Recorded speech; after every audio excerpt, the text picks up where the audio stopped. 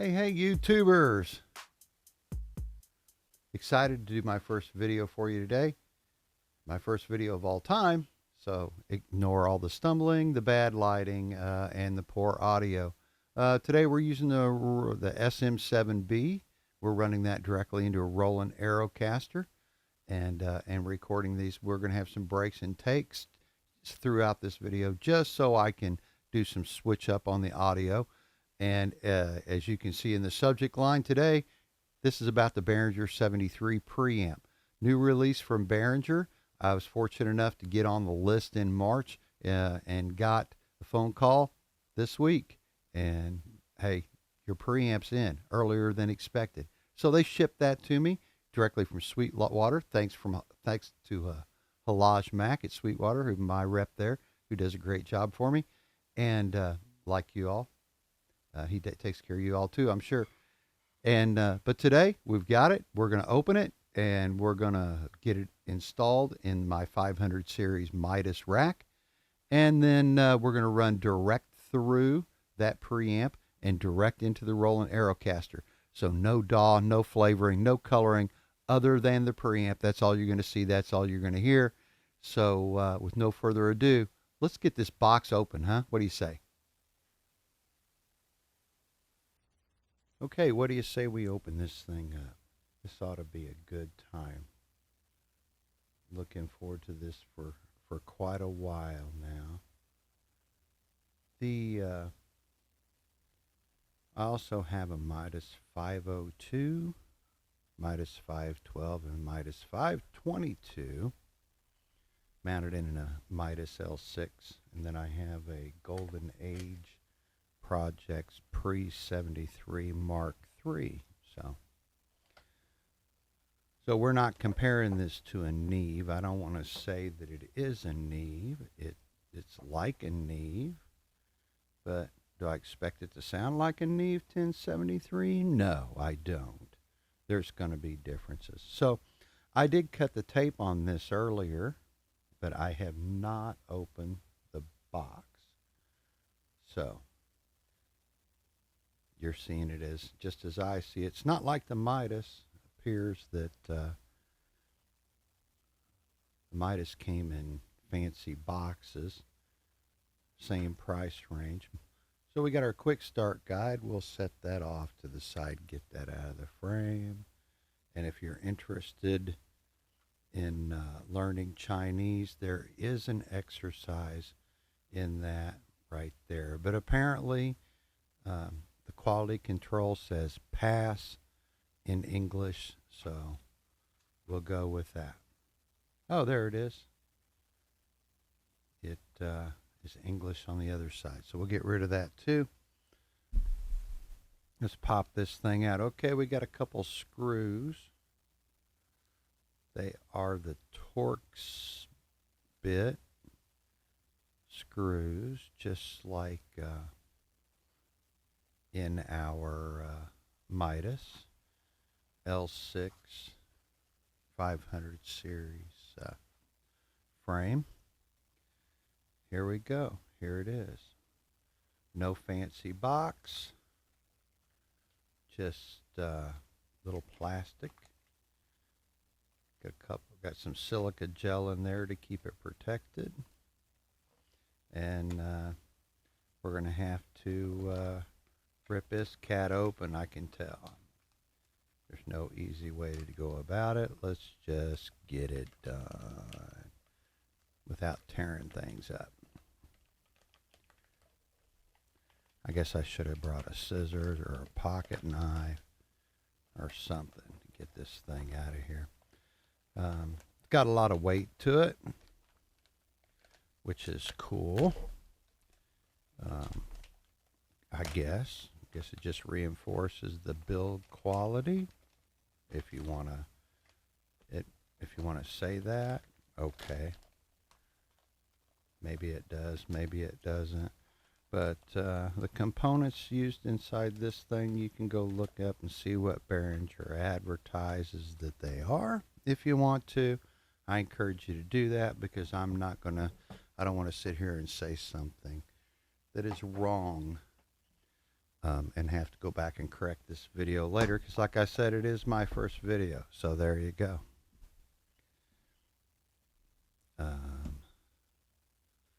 So there it is. Front right there looks very much like the Neve 1073. Nice solid feeling detents on our input. Nice firm buttons. They catch very well. And Neutrik, however you want to say it. Connector on there, cool. And trim is smooth, not real stiff, but it does have a center detent. And then there is a push that would turn your light on and off for your phantom power, which it does have a little LED phantom light right there. Cool. So we're going to take a brief pause so I can take a picture of this serial number. If you haven't done serial number or registrations with Behringer before, music tribe stuff, take a picture of it. They want proof of purchase. So that's cool. So I am going to do that. I'm going to take a short pause. I'm going to take a picture of this serial number and then and pull the rack screws out, and then we'll come back and we'll get this thing installed.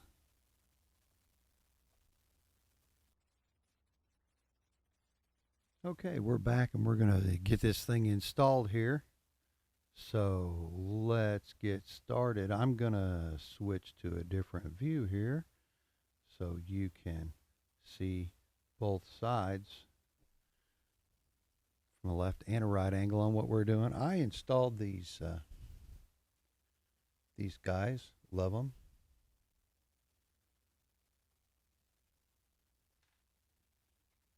The Torx are great. I love the Torx bits. All the Torx head stuff, because I can get a good grip on them, and if I get something over tightened or something, I'm not chasing it around trying to eating up the end of a screw with a screwdriver. All right, so we're going to pull this protector off the back of here. We're going to position this guy right there.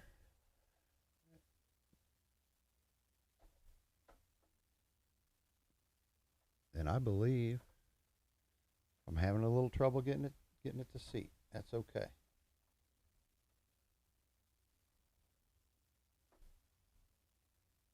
And there it is. It went right in.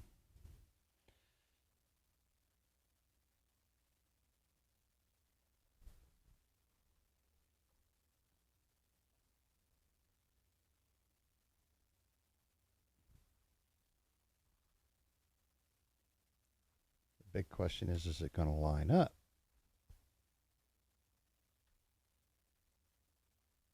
And there it is.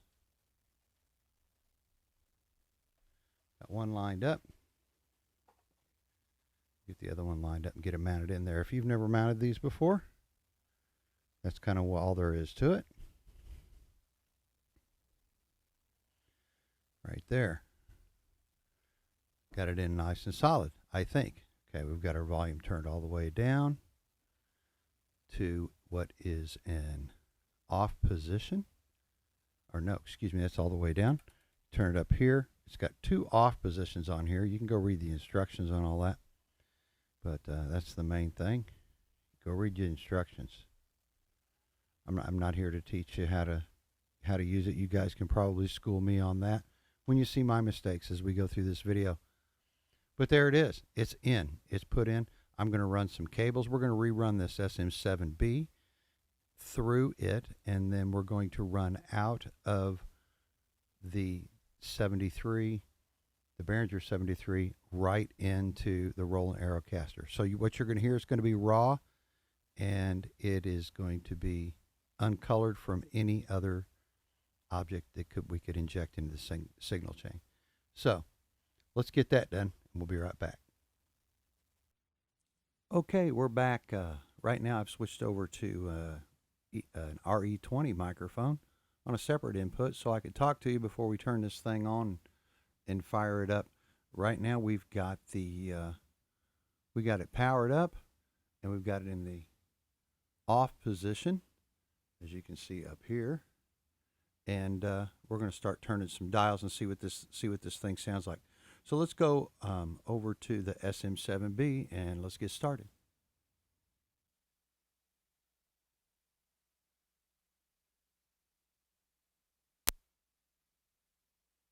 Okay, okay, okay, okay. Negative 15. There is 0. 5, 10, 15, and 20. That's coming down from the off position with the trim turned all the way up, as you can see right here. Okay, I'm going to pull the trim down to the center detemp position. We do have the low Z button pushed. We can try this. Let me turn the trim back up for you and try this with, here's without the low Z. There's with the low Z. Let's invert. There's inverted. There's your phase inversion. And here is without phase inversion. This button here takes you to the front right here. And then you can push this guy right here for your 48 volt phantom if you need it. If we have time here in this video, I may switch over when we get done to an SE2200 vintage that I have, and we can do we can kick that phantom power in if we want to. Meanwhile, I did notice that between each one of these you get a little noise. You can hear it as we click through. I'm going to go ahead and click through to off and go up to negative 20 past this off scale, so you're going to lose my volume for a moment. Here we go.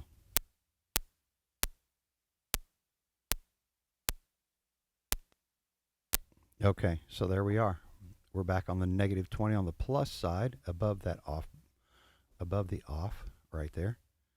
So at this point, let me pull this trim back and to half, and let's start pushing this thing up beyond negative 20. Negative, I can't read that.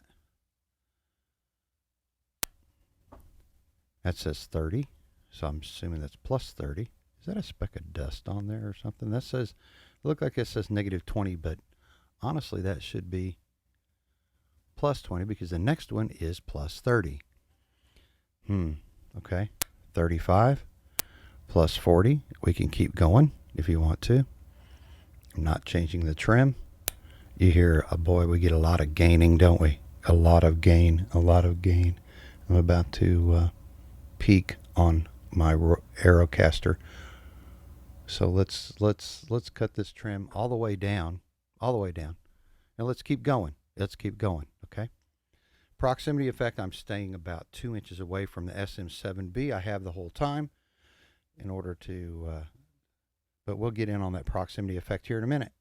Okay, there's 50 right there. Now we're going to go back to an off position, through an off position. I'll test it there, and then we'll move on to 55. Okay, now we're at negative all the way down here on the trim, and plus 55, plus 60, plus 70, or 65, and there's plus 70. Friends, at this time, I really am afraid to go beyond the plus 70 and get into the plus 80, only because I cannot cut my signal, my input gain down on my Aerocaster anymore. and I'm trying to leave it. I did have to cut it about half. It was halfway up. I had a 50% gain. Before we started this, I'm at about 25% right now. So overall, I guess you can hear the tone. It sounds really good. I don't have any complaints there. And on a SM7B, I think it does. It sounded pretty good. It sounds like it's doing a great job. So there you go.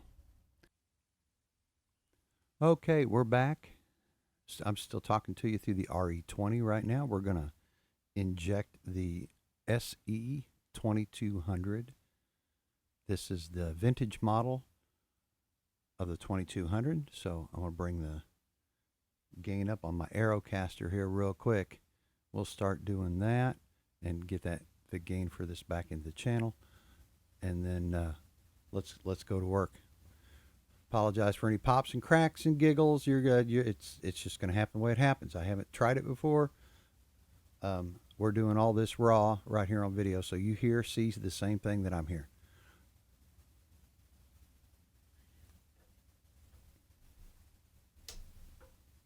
All right, we're going to switch. Let's turn on the phantom power. Have the preamp in the off mode right now.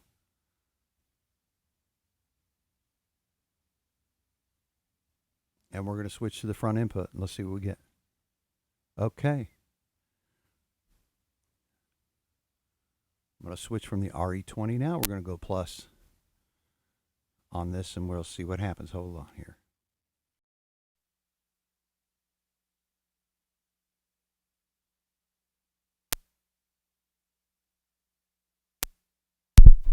Okay, there it is. Wow. I just trimmed that thing all the way back. Turn off the low impedance there, right there. Okay, and let's go through the phase inversion. Okay, there's the inverted phase. I am using the SE's pop screen, and we're staying, nose just barely touching the pop screen, pop filter there. So wow, that's a lot of gain. I have not changed the input gain on the Aerocaster at all. And you can hear what this thing will do to a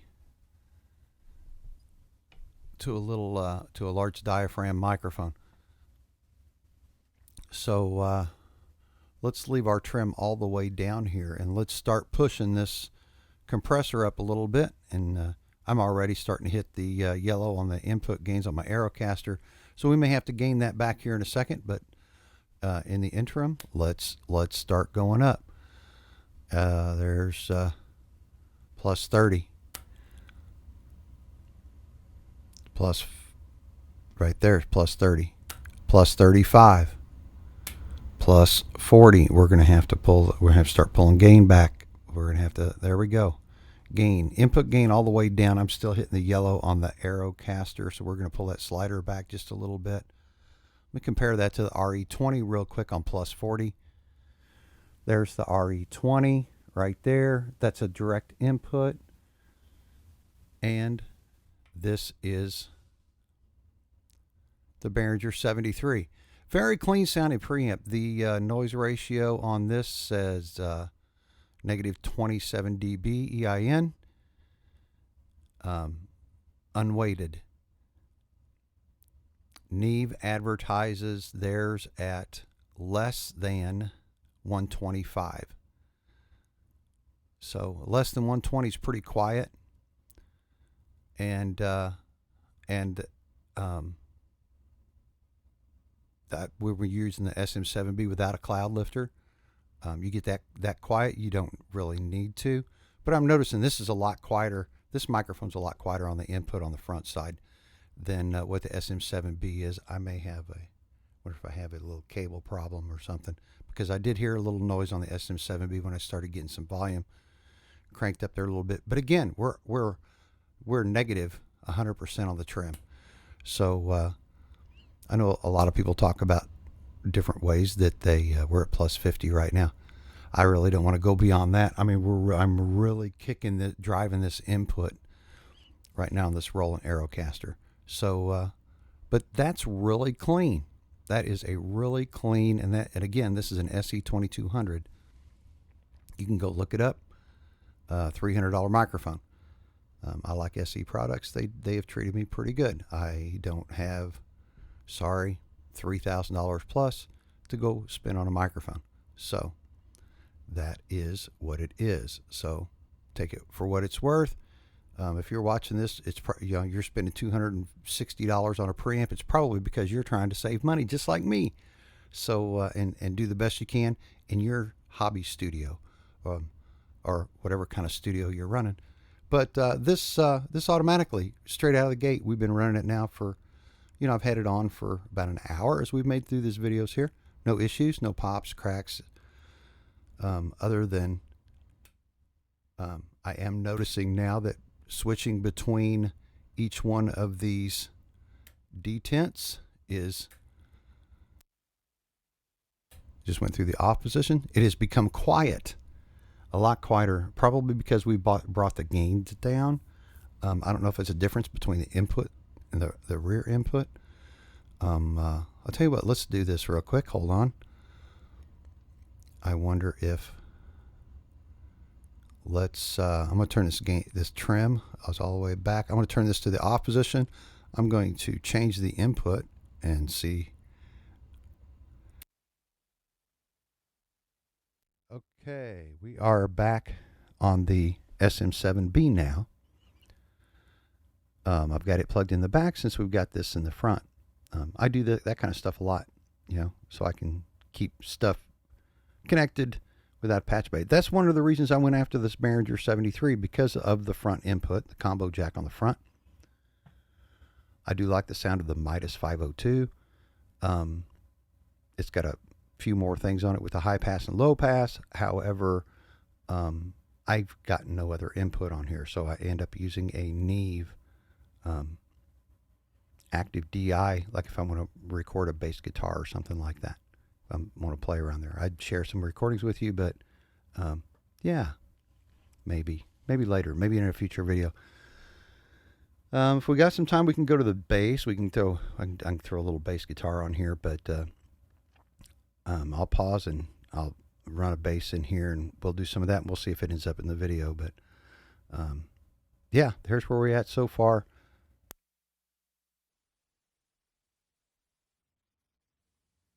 Hey guys, we're back. Yay, let's see if we can shake the video for you as much as we can, huh? What do you say? Yeah, sorry about that. We doing some good stuff, I think. We're gonna get I'm gonna get our picture back up here,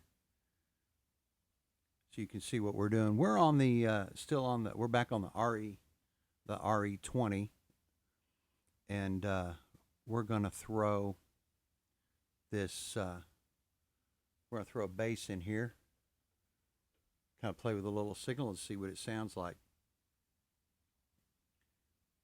Get our front signal turned on. This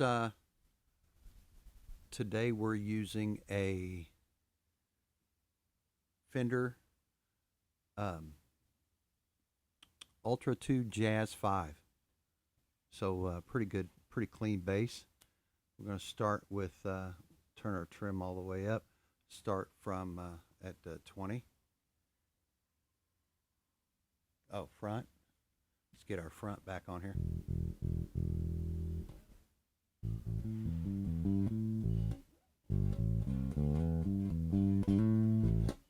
We're getting a little noise there but we're cranked all the way up there. Let's go back to, let's take this trim back to the mid on the bass and start bringing it up here and see what we get until we get that's a pretty respectable signal. Nice, still clear. That's plus 40 with trim on the center detent, and of course bass all the way up. So So nice and clean.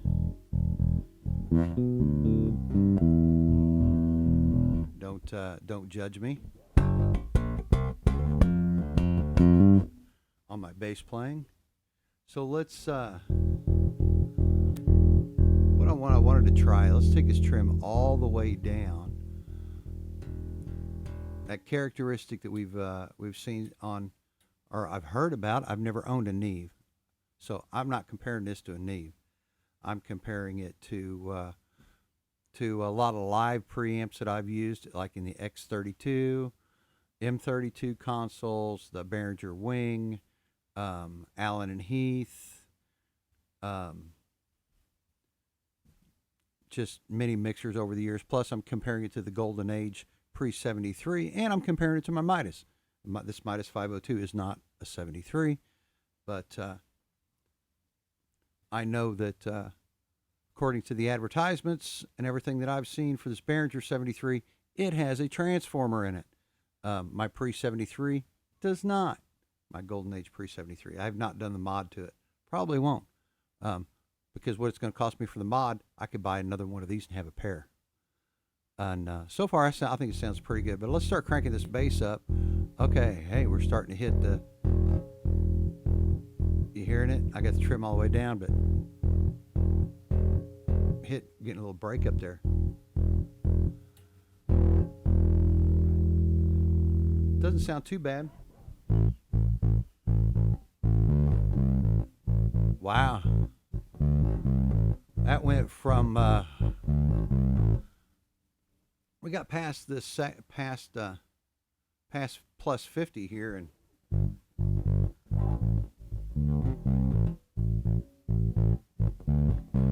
I'm playing fairly light. I'm not a real heavy player. So let's go back to our plus 50.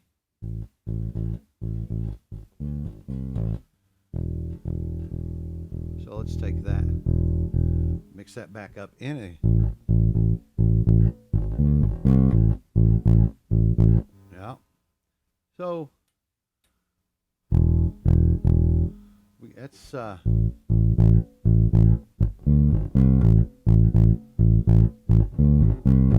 so is that something you can use? I guess that's the question.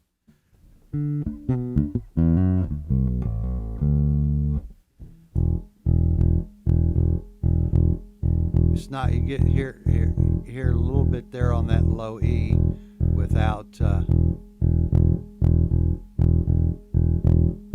again, we're not hitting the I've turned down the gain, so we're not hitting the air over input on the EQ or on the Aerocaster. So anyway, is this something you can use? Maybe, maybe not.